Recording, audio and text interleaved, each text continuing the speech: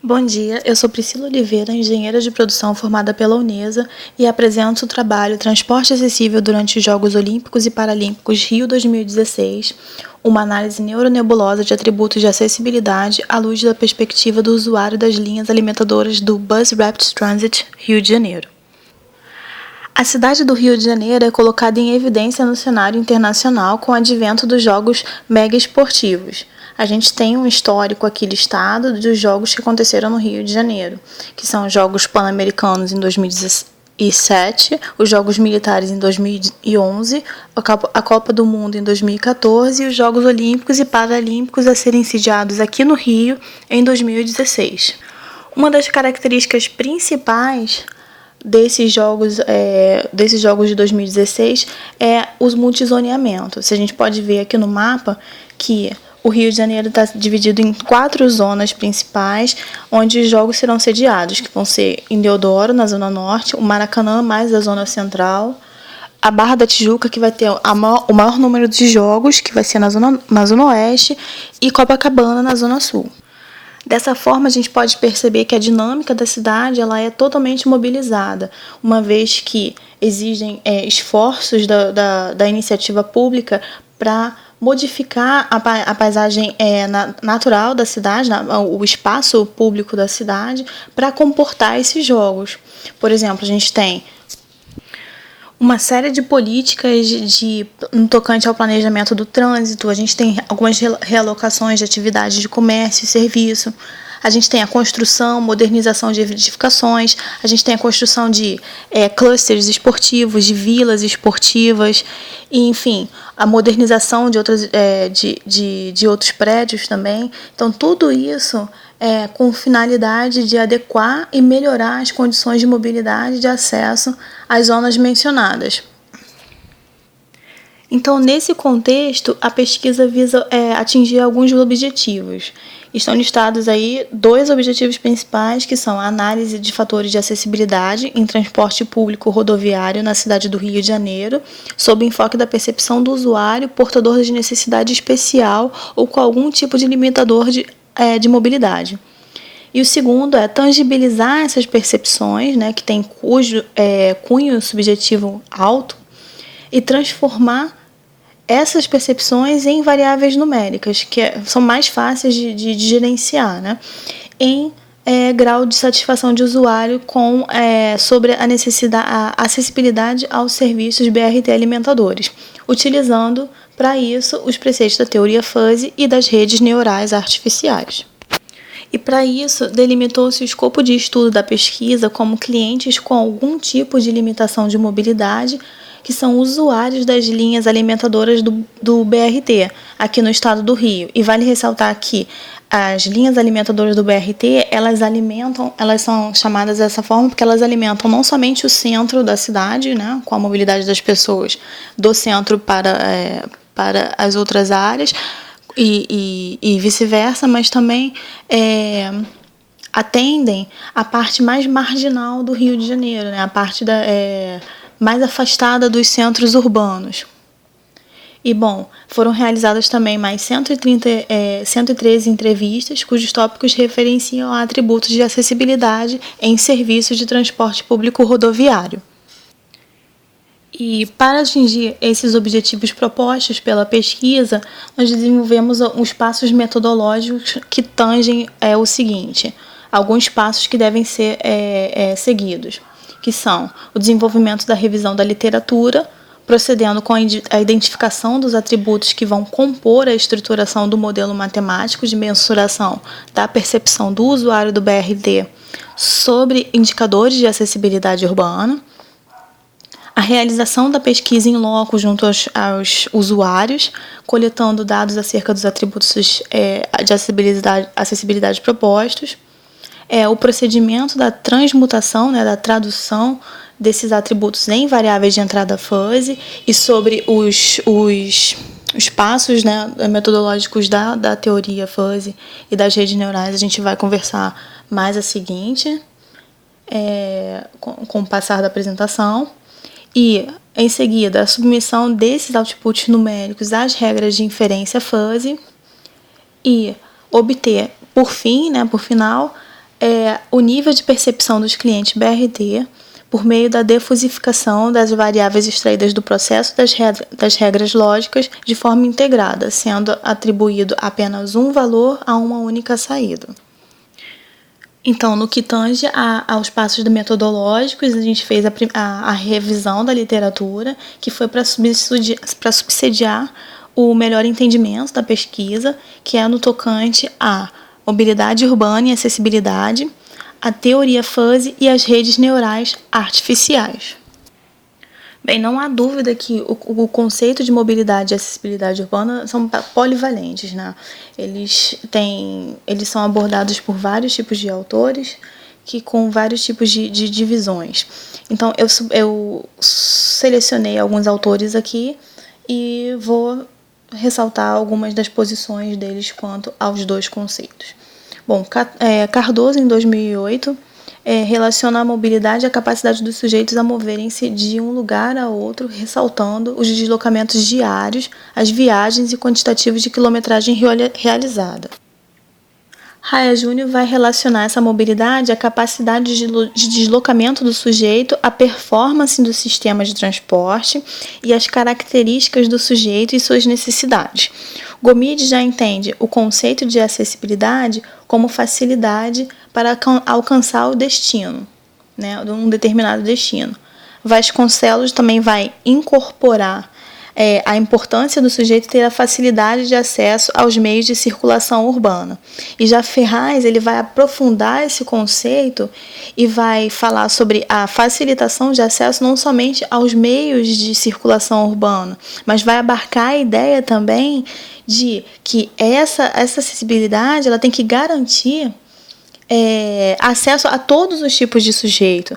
Por exemplo, o sujeito de baixa renda, as crianças, idosos, gestantes, deficientes ou deficiente com pessoas com algum tipo de necessidade especial, enfim. E essa visão de Ferraz vai entrar exatamente no que tange a Lei de Acessibilidade 10.098 de 2000, no artigo 2º, que é sobre a facilitação dos sujeitos, inclusos portadores de deficiência ou mobilidade reduzida, do direito de circular com total segurança, autonomia e autonomia plena ou assistida. Então, nesse tocante, o transporte público coletivo de massa ele tem importância vital nos deslocamentos do sujeito urbano pela cidade, né? E os conceitos de mobilidade urbana e de acessibilidade são vitais para o entendimento das propostas presentes na pesquisa. Então, aqui, para o nosso caso, nós vamos entender a mobilidade urbana como o ato de deslocar-se, de chegar até ao destino que se pretende, e o caso da acessibilidade, né, o fácil acesso, vai ser inserido nessa proposta da lei de acessibilidade que eu acabei de falar e nessa visão de Ferraz que facilita, né, que é o fácil acesso de qualquer tipo de sujeito aos locais que se pretende deslocar-se. Seguimos com a teoria fuzzy e as redes neurais artificiais. Bom, a teoria fuzzy ela vai nascer na década de 60 com estudos de Loftzadder e ela vai propor uma interpretação de características qualitativas do como pensar o humano e vai trazer isso para o meio, né, vai inserir isso para o meio de processos decisórios. Bom, a gente tem que pensar no seguinte, que a teoria clássica de conjuntos ela não abarcava essa ideia de imprecisões, ela era dicotômica, sim ou não. O pensamento é bastante cartesiano. E o caso da teoria fuzzy, ela vai trazer essa ideia dos conjuntos fuzzy com esse tipo de marcada por imprecisões, de características subjetivas, e essas características qualitativas, e vai delimitar essas características por meio de graus de pertinência, que é uma característica que não acontecia, que não ocorria na teoria clássica de conjuntos.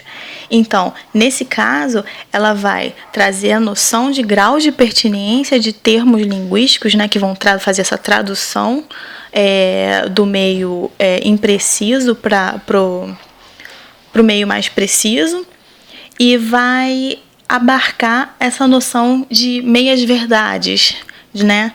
De meias verdades, de meios termos, de ínterins. Dessa forma a gente consegue ter um elemento presente num conjunto e delimitar o quanto aquele elemento está presente no conjunto. Ele pode estar presente, por exemplo, em funções de termos linguísticos, muito presente, pouco presente, mas não necessariamente totalmente presente ou não totalmente impresente, que era o que propunha a lógica clássica de conjuntos. Então, nesse caso, a gente tem aí no slide mostrando que um elemento X, quando ele tem grau de pertinência 0, é porque ele está totalmente impresente. E se ele tem grau de pertinência 1, ele está totalmente presente. Mas isso quer dizer que esses ínteres nesse limite de pensamento, ele vai existir algum tipo de presença. E é esse tipo de presença que a gente vai lidar aqui na pesquisa. As redes neurais artificiais, elas fazem parte da inteligência artificial e elas pretendem, elas têm o propósito de aprender e sob premissas de processamentos baseados em conjuntos de regras de inferência e armazenar informações e repassá-las às próximas camadas de processamento da rede. Isso quer dizer o quê? Que esse tipo de conjunto ele tem uma visão baseada na visão biológica. Ele entende que um neurônio ele vai passar informações por entre uma rede de conhecimento e essa rede de conhecimento ela é capaz de aprender a cada tipo de etapa de conhecimento e trazer essas informações, essas memórias e formar um pensamento no final, um output.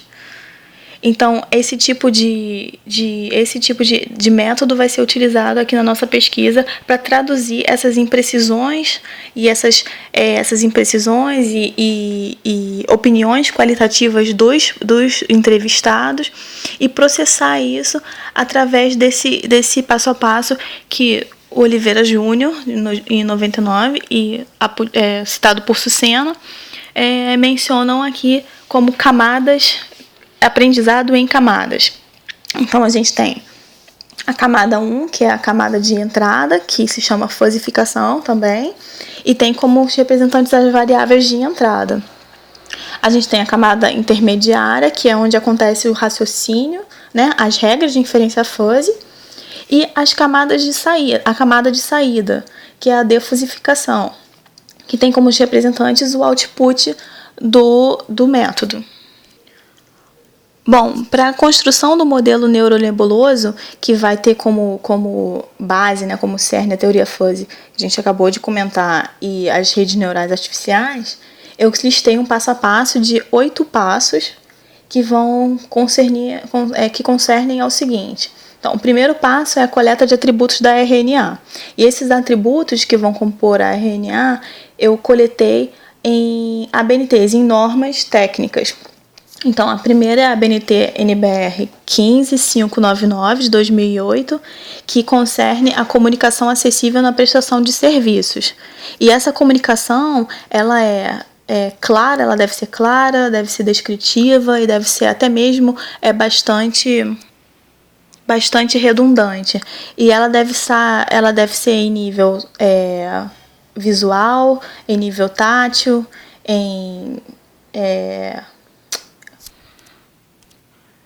e sonoro.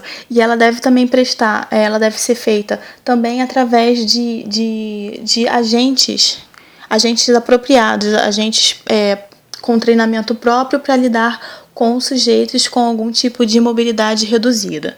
Bom, a ABNT 15320 de 2005 é a acessibilidade, ela toca na questão da acessibilidade de pessoas com deficiência no transporte rodoviário. Aí ela é exatamente para lidar com o público de transporte rodoviário. E aqui a gente vai ter a questão da segurança, a questão de equipamentos de segurança, a questão dos assentos preferenciais, a qualidade dos assentos, da qualidade dos equipamentos de segurança dentro dos ônibus e dos terminais e pontos de parada, e da questão da questão dos equipamentos. E a ABNT NBR 14022 de 2011 toca na questão da acessibilidade também de transporte coletivo de passageiros, e a ABNT NBR 15646 de 2016 ela tem a questão dos equipamentos de plataformas elevatórias e rampas de acesso veicular ao transporte. Isso aqui é voltado para o usuário que necessita de uso de cadeira de rodas. O segundo passo do nosso passo a passo metodológico é a construção da RNA, que a gente pode ver todos os ramos da RNA com os atributos. A gente tem agentes 1, informações, lotação, circulação, e os neurônios base da rede são comunicabilidade, infraestrutura e segurança. A gente pode ver que eu coloquei comunicabilidade 1 para terminais, comunicabilidade 2 para o veículo, infraestrutura relacionada a terminais, pontos de parada e veículo, e a segurança. O processamento a inteligência desse processamento da RNA vai gerar 2 neurônios semifinais, que serão o neurônio de fatores de desempenho social e o neurônio de fatores de desempenho operacional. E o processamento final desses neurônios vão desembocar no neurônio final, que é o meu output, que é o que eu busco encontrar, que é o neurônio de acessibilidade aos serviços BRT, as linhas alimentadoras, através da percepção do usuário com algum tipo de mobilidade, com algum tipo de limitador de mobilidade. Bom, prosseguindo com a terceira etapa do processamento, metodológico, a gente tem a conversão dos atributos em variáveis de entrada fuzzy. Aqui eu coloquei um exemplo, que é o agentes 1, que é o atributo agentes 1, e separei os termos linguísticos em péssimo, ruim, adequado, bom e excelente, e os graus de pertinência e o universo de discurso ao qual esse atributo pertence. Então aqui ele vai me dizer o quanto esse atributo está presente em cada termo especificado. A gente tem como quarta etapa a obtenção da frequência absoluta das respostas. Então, eu fiz para a primeira pergunta, eu obtive a frequência absoluta, e para as demais perguntas do questionário, ele segue o mesmo processamento. Como quinto passo, a gente tem a obtenção das funções de pertinência dos atributos da RNA. Aqui eu separei os termos de discurso, a função de pertinência, baseado em termos de números trapezoidais, isso presente nos preceitos da teoria fuzzy. Eu poderia ter usado triangulares, mas por comodidade utilizei os números trapezoidais. E separei o universo de discurso, ao quanto cada função de pertinência está atuando. A frequência, separei, e fiz a montagem para cada termo linguístico e obtive o valor máximo do trapézio fuzzy, que a gente pode ver aqui como 48,76%. Essa montagem eu fiz apenas para a pergunta 1, que é a que está exposta, e as demais elas vão seguir o mesmo modelo dessa pergunta 1 que está aqui exposto para vocês. Então, o passo 6 fala justamente disso, que é a obtenção das demais entradas CRISP, que são as entradas de valores máximos do trapézio fuzzy, que são relativas às perguntas 2, à pergunta 24. Então, elas vão ser processadas da mesma forma que a pergunta 1 e já foi exposta no slide anterior. Então, o processo final ele acontece no número 7, que é o processo de fuzzificação, inferência e defuzzificação. A gente tem as perguntas 1 e 5, que fazem parte do neurônio 1, que é a comunicabilidade 1 em terminais. Ele entra em fase de fuzzificação. A gente obtém os maiores graus de pertinência dentro da fase de inferência ou inferência ou, E por fim, na parte de defosificação e saída CRISP, a gente tem o final, o output final para o neurônio 1, que é 52,39%. E o passo 8 é justamente a obtenção das demais saídas CRISP defosificadas, que vão seguir o mesmo método do passo 7. Então, a gente vai obter os neurônios de comunicabilidade 1, 2, infraestrutura 1, 2 e 3, e segurança, fator de desempenho operacional e social, e, finalmente, a percepção do usuário BRT sobre acessibilidade, refazendo todos os passos relacionados ao passo 7. E como podemos ver, o output final foi de 49,2%, que reflete a satisfação do cliente. E isso, em termos linguísticos, será considerado como adequado, de acordo com a análise feita nessa pesquisa. Bom, a gente tem que os neurônios de comunicabilidade representaram o fator mais positivo da análise. E os fatores mais negativos, o que contribuíram para não ter sido tão mais significativa a melhora, né, a questão da satisfação do cliente, eles são representadas pelos neurônios de infraestrutura e segurança. E os principais motivos para isso, para ter sido tão negativo, foi que os clientes reclamaram bastante sobre a questão do funcionamento de alguns equipamentos de segurança dentro do ônibus, da questão da qualidade dos assentos e do respeito ao utilizar os assentos preferenciais dentro dos ônibus, e sobre a questão do mau funcionamento da rampa elevatória dentro de alguns ônibus do BRT, alimentadores, e sobre o mau funcionamento das portas duplas nos ônibus BRT, aquelas que são capazes de comportar a entrada e saída livre das pessoas com algum tipo de necessidade de utilização de cadeira de roda, ou pessoas com obesidade, ou, enfim, grávidas, enfim. A questão da superdotação também foi bastante marcante, e da questão de circulação interna dentro do ônibus, que não era satisfatória. Bom, e para finalizar, a gente entende que o planejamento eficaz é aquele que proporciona a integração em detrimento da segregação e que incorpora melhorias e avanços e visa o incremento da qualidade de vida das pessoas. A presente pesquisa propôs a criação de um ferramental metodológico calcado em preceitos da teoria fuzzy e redes neurais artificiais, que mostrou-se capaz de dar voz aos usuários do BRT alimentadores e transformar esses dados repletos de subjetividade em informações gerenciáveis.